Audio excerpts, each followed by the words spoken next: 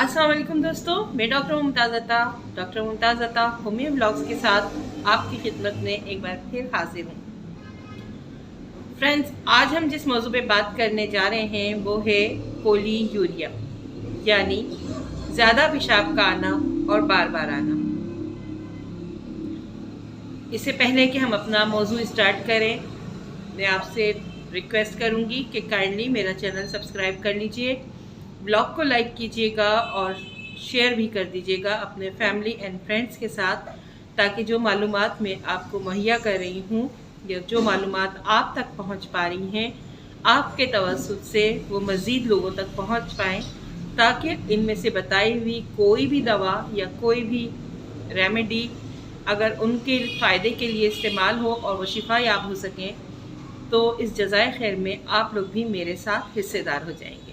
बहुत शुक्रिया, जज़ाकल्लाह। आइए अब हम अपने मौजू को स्टार्ट करें। दोस्तों, अगर पोलीयूरिया को हम सिंपल लफ्ज़ों में डिफ़ाइन करना चाहें तो हम सिर्फ ये कह सकते हैं कि अगर किसी मरीज़ को 24 घंटों के अंदर अंदर 2.5 लीटर से ज़्यादा पेशाब आता है या वो 2.5 लीटर से ज़्यादा यूरिन पास आउट करता है तो वो पोलीयूरिया का शिकार है, यानी मिक़दार से ज़्यादा पेशाब आने को पोलीयूरिया ही कहा जाएगा।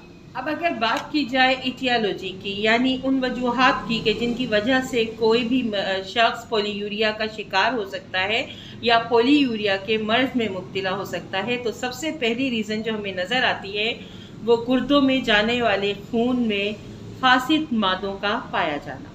यानी जैसे कि हम सब जानते हैं कि गुर्दे प्योरीफायर का काम अंजाम देते हैं, वो खून को साफ करके वापस जिस्म में भेजते हैं और तमाम फासिद मादों को खारिज कर देते हैं बज़रिया यूरिन।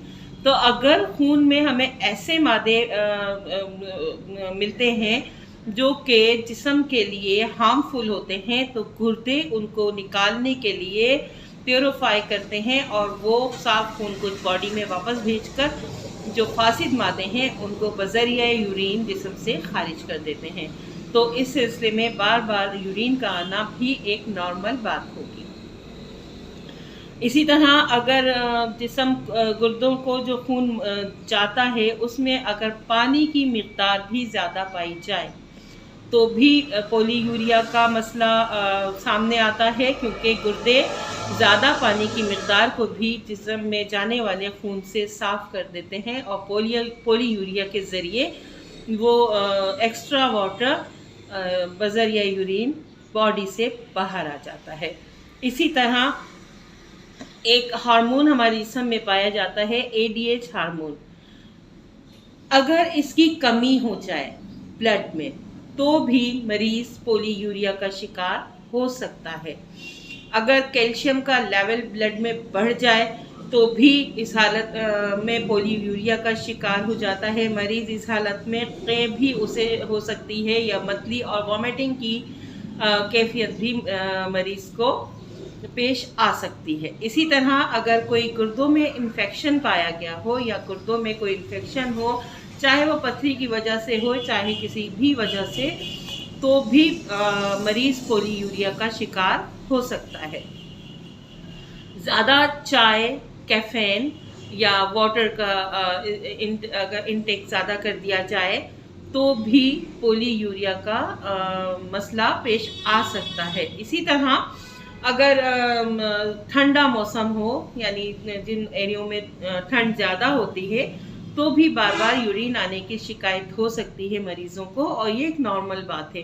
लेकिन अगर रीज़न ब्लड में कोई फासिद मादे शामिल होने की हो या ब्लड में इन्फेक्शन अगर नज़र आ रहा हो या फिर कैल्शियम की मिक़दार अगर ज़्यादा हो जाए, तो ये सब ऐसी चीज़ें हैं जो कि हमें अलार्मिंग सिचुएशन का बताती हैं कि कोई ना कोई मसला है जिसकी वजह से मरीज़ पोलीयूरिया का शिकार। एक और अहम रीज़न जो कि पोलीयूरिया की बाइस बनती है वो है शुगर, यानी डायबिटीज़।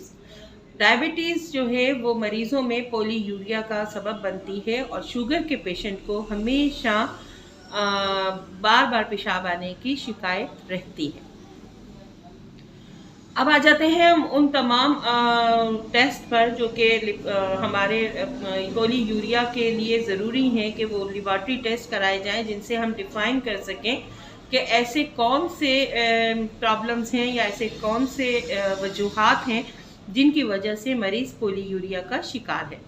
तो सबसे पहले तो हमें जो टेस्ट कराना चाहिए वो ब्लड में कैल्शियम की मिक़दार का तयन करने के लिए टेस्ट कराना चाहिए, शुगर की मिक़दार का तयन करने के लिए ब्लड टेस्ट कराना चाहिए। इसी तरह ADH हार्मोन का हमें तयन करने के लिए ब्लड लेवल चेक करवाना चाहिए, क्योंकि अगर शुगर, कैल्शियम या क्रेटिनिन का लेवल ज़्यादा होगा ब्लड में तो ये एक अलार्मिंग सिचुएशन होगी और हमें रीज़न पता चलेंगे कि कोई ना कोई ऐसी इन्फेक्शन है या कोई ना कोई ऐसी बात है जिसकी वजह से मरीज़ पोलीयूरिया का शिकार है। और अगर ADH हार्मोन का लेवल कम होगा तो भी यही पोलीयूरिया का शिकार होगा मरीज़। तो हमें बिल्कुल एक एक्यूरेट चीज़ पता चल जाएगी कि किसकी वजह से मरीज़ को बार बार पेशाब आने की शिकायत हो रही है और हम फिर थ्रू प्रॉपर चैनल उसका ट्रीटमेंट स्टार्ट कर सकेंगे।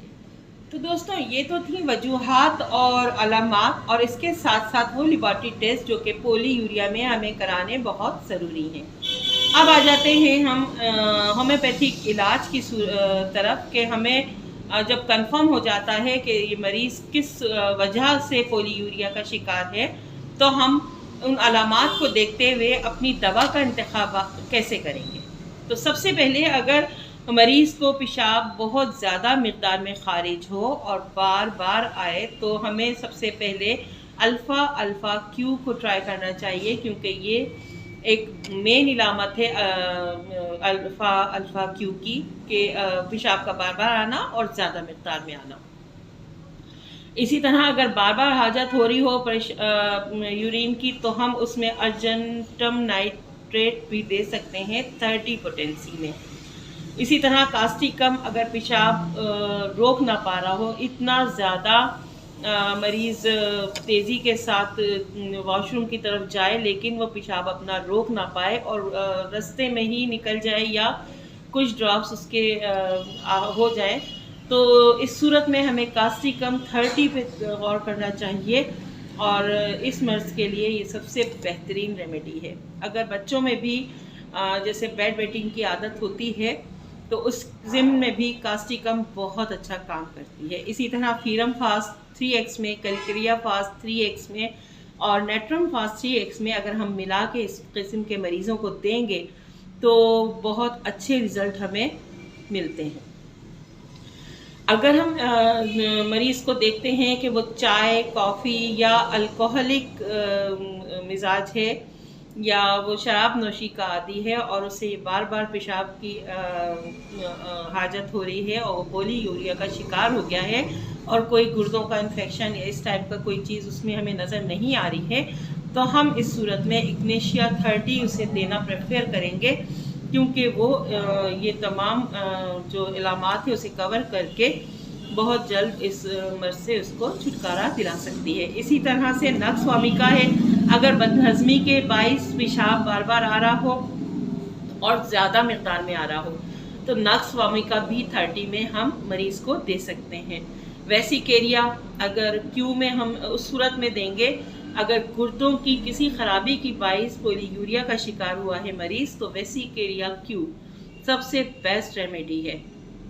इसी तरह अगर जोड़ों की तकलीफ़ की वजह से मरीज़ शिकायत करे कि जब से जोड़ों की मुझे तकलीफ़ हुई है तब से मुझे बार बार यूरिन की हाजत होती है और मैं पोलीयूरिया का शिकार हूँ, तो लेडम पाल बहुत ही ज़बरदस्त एक रेमेडी हमारे पास है और अगर हम उसे 30 में इस्तेमाल कराएंगे मरीज़ को एज़ पर सिम्टम तो हमें उसके बहुत अच्छे रिज़ल्ट मिलते हैं। इसी तरह अगर हम रात के वक्त देखें कि मरीज़ को रात के वक्त पेशाब की हाजत बार बार हो रही है, इसके साथ साथ उसको मसाने की सोजिश का भी प्रॉब्लम है, तो हम सब्बल सर भी क्यू में उसे दे सकते हैं और ये बहुत जल्दी और बहुत अच्छा इफ़ेक्ट लाएगी मरीज़ की इस हालत में। तो दोस्तों ये थी चंद रेमेडीज़ और वो तमाम अलामात जो पोलीयूरिया के मरीज़ में पाई जाएंगी और जिसकी वजह से हम अंदाज़ा लगा सकते हैं कि हमारे मरीज़ को किस वजह से ये मर्ज़ लाहक है। लेकिन एक बात जो मैं आपको कहना चाहूँगी कि कभी भी सेल्फ मेडिकेशन की तरफ मत जाएं। अगर आप में से वो ख़वातीन व हज़रात जो मेरा चैनल देख रहे हैं वो अगर मुझसे कोई रेमेडीज़ लेना चाहें या वो शेयर करना चाहें तो पहले अपने होम्योपैथिक डॉक्टर से ज़रूर कंसल्ट कर लें, ताकि वो एज़ पर सिम्टम्स और एज़ पर जो आपकी जो आपका क्राइटेरिया है उसको देखते हुए वो आपको ज़रूर सजेस्ट करेंगे। लेकिन सेल्फ मेडिकेशन की तरफ मत जाइएगा, क्योंकि ज़रूरी नहीं है कि जो बातें मैं आपसे यहाँ कर रही हूँ वो 100% आप पर इफ़ेक्ट करें। पास और भी सिम्टम्स हो सकते हैं जो कि सिर्फ मौलिज ही देख सकता है। लिहाजा हमेशा कोई भी दवा इस्तेमाल करने से पहले आप मालिज से ज़रूर मशवरा कर लीजिएगा और उसके बाद जो रेमेडी आप यूज़ करेंगे इंशाल्लाह ताला उसमें आपको शिफा ज़रूर मिलेगी।